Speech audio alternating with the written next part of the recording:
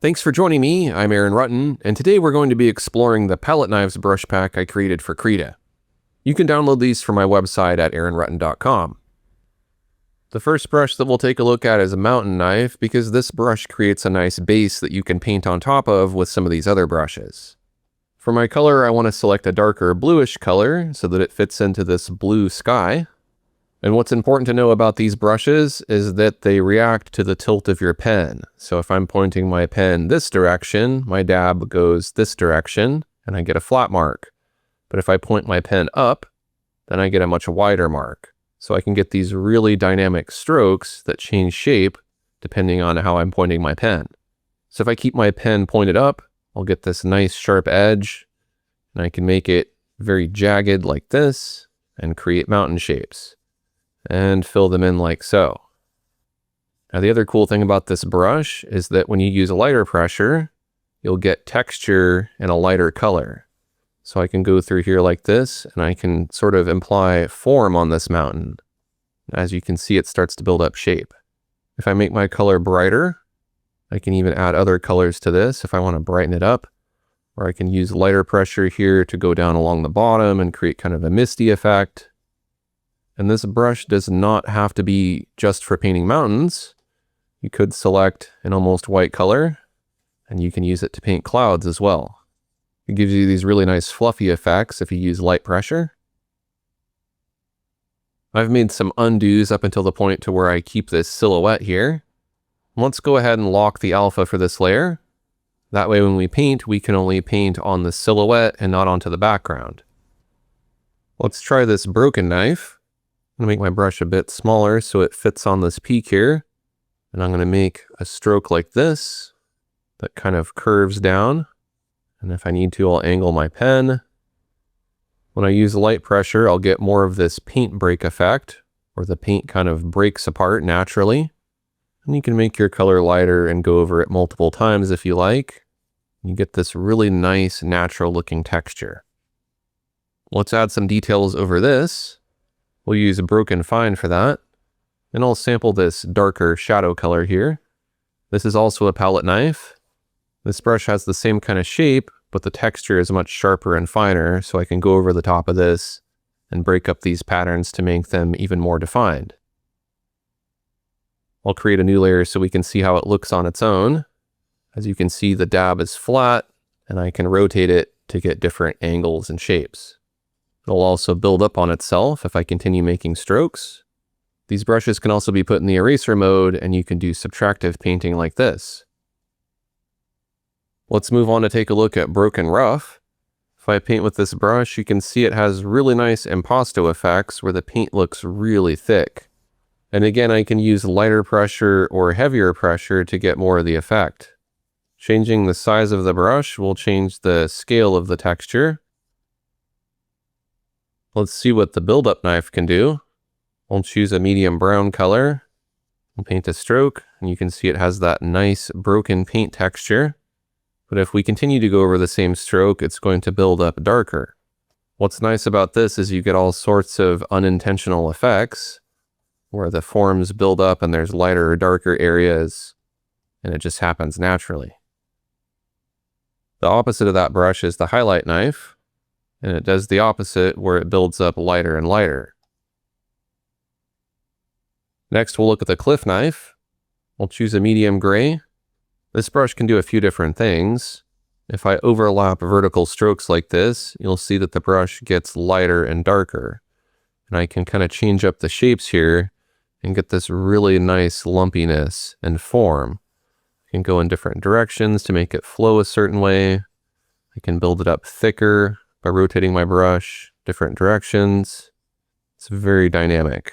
As you can see, I can quickly and easily put in a lot of detail. If I press really hard with this brush, then I'll get this nice texture. And so I can get all of these different details in between. As you can see, it's very random, so I'm not overthinking it, and I'm helping it look more natural and more interesting this way.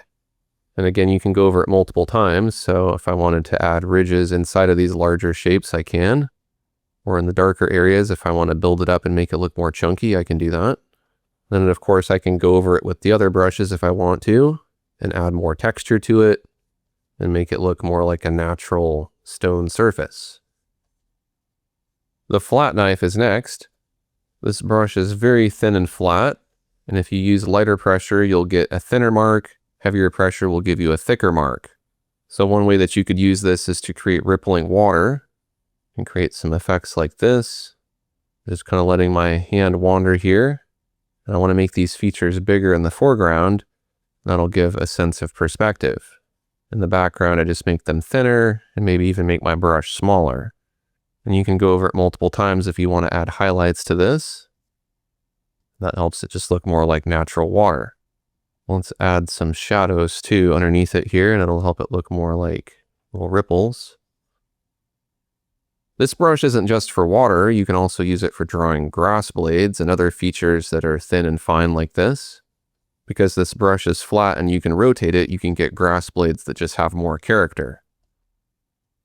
The glow knife is next. Glow brushes work best if you start with a darker color, because as you overlap strokes, they're going to build up lighter. So you don't want that buildup to happen too quickly. There are lots of different ways you can use this brush, but right off the bat, you'll notice that it's going to work really well for doing water.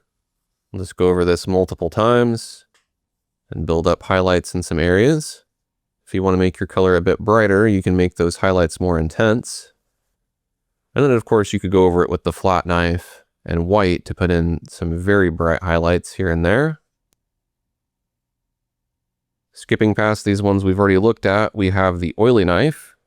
This is a nice flat brush with a very organic edge, and it has this wonderful canvas texture, as well as some blending. So I can blend it into the background and smudge it and make it look very oily, or I can take other colors and with lighter pressure, I can sort of blend them into that and mix those colors together. As you can see, I can turn this into a pinkish color by adding some white. Let's move on to try the rough knife. I'll make a stroke that goes from heavy to light, and you'll see that the paint breaks and it gets lighter as it fades out. You can do these thin strokes like this as well. You'll also notice that within the paint, there's a little bit of variability to give it more life. So if I mix some colors together, you can just see they're a bit more stylistic and interesting. Heavier pressure is going to give me more of that lumpiness and a darker color. Lighter pressure will give me a lighter color and a flatter, more sharp texture. I'll use this to build up a rocky form. I'll use lighter pressure here as I go over it. I don't even have to change my color. I'm already getting that nice form and detail here. And it just happens more organically than if I was switching my color back and forth. But this way you can really quickly put in rocks and you don't have to spend a bunch of time changing your colors. They just come out looking more organic.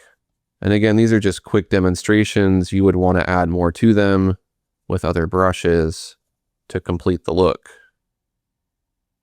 Sediment Knife is a wonderful brush. This brush has an interesting texture in it. You can choose a direction, so you could have it flow this way or this way. You could have it flat more or less. If you were doing desert scenes, this works really well for rock formations. And I've said it before, but I'll say it again. You can select any of these other brushes and you can paint over it to add other details to it. So it doesn't have to be static. Moving on to the final row, we have the Streaky Knife. As the name implies, this brush is going to be streaky, but it's still a palette knife. So my streaks can be thin and vertical like this, or they can be wide like this.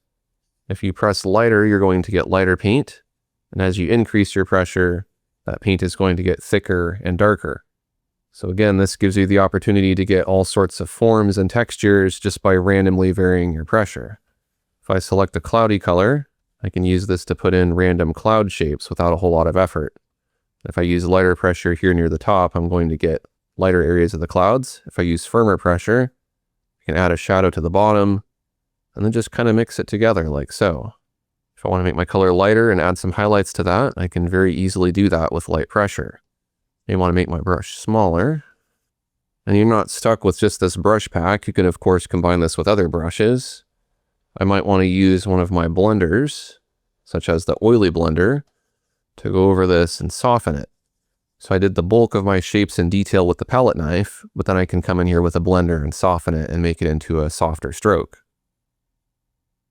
Back to the pellet knives, we have the texture knife. I'll put some of this on that mountain shape, and you can see it has a broken paint texture, but then within that texture is a secondary texture that gets lighter or darker. So that gives me a lot of variety here. I can lay down one or the other or both, and it helps it look more organic. Make my color lighter, go over it again with a little bit, and just bounce around between that first and second texture. The final brush in this pack is the uneven knife. If I paint a stroke with this brush, you can see that within the stroke, there's a lot of bristliness or variability, so you're not getting a perfectly uniform stroke. This, of course, gives you some painterly effects where the paint looks kind of smudgy, but it also works really well for clouds. You get a lot of smudginess and dimension in them. I really like it for these horizon clouds here. And of course, you can make your brush smaller and you can do layers over it to help add more character. We could even make this into a cloud if we just put some fluffiness on it.